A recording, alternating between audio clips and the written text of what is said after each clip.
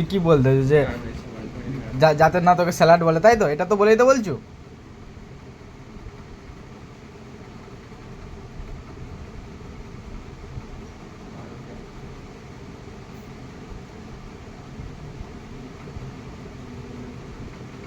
এখন বিগে আসবে না স্মল আসবে? তাহলে সুমন মধুদিন করে চাটা হবে একজনকে দেখি, বুঝলি? তোর কোশ্চেন অ্যান্সারটা তাহলে পান যাবে।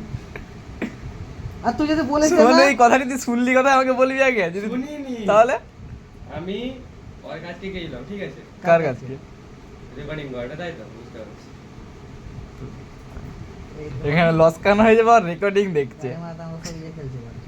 আমি সুজয় রুমকে গেছি, আর রুমে একটা মধু দেখছি।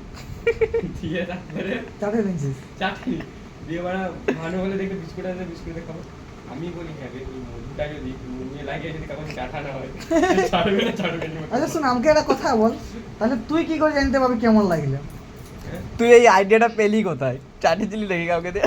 না না না, সেটাই না ব্যাপার। যা আমি বলতে চাইছি যে লোক যদি চাটে তুই টেস্টটা কি করে বুঝবি বল? আমি তুই তোকে জিজ্ঞাসা মধুটা, করতেছি তুই বাড়া। মধুটা কালকে আনবি, লাগাবি। আরেকটা বলি, ঠিক আছে? আচ্ছা আমারটা কম মধু লাগাবি, একটা বেশি মধু লাগাবি। নুনে যদি স্যানিটাইজার মেরে দেওয়া হয়, স্পামটা স্যানিটাইজার মেরে দেওয়া হয়, তাহলে স্পামটা কি ভালো থাকবে না খারাপ হবে? স্পামটা হচ্ছে ফ্রেশ হয়ে যাবে।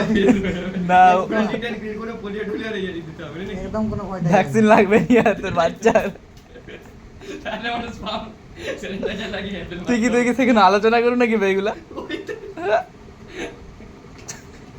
না সব ভাবলাম মারা কি হবে আমার ইনভেনশন নতুন নতুন,